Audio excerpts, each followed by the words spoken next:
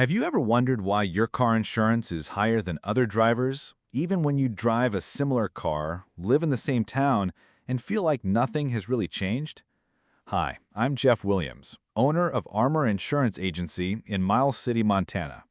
Your car insurance isn't a shared flat price that everyone pays. It's calculated individually based on risk. The biggest driver is usually your driving history. Tickets, accidents, claims, or lapses in coverage all raise your risk profile. Where I live matters too.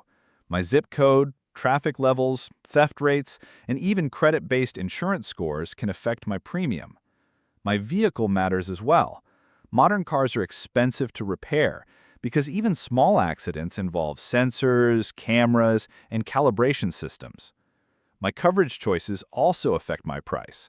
Higher protection, lower deductibles, or full coverage will always cost more than basic coverage.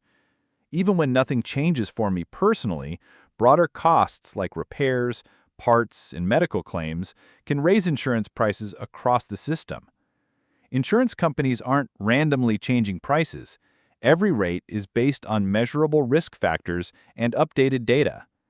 If your car insurance is higher than others and you're not sure why, come on down and review it at Armor Insurance Agency in Miles City.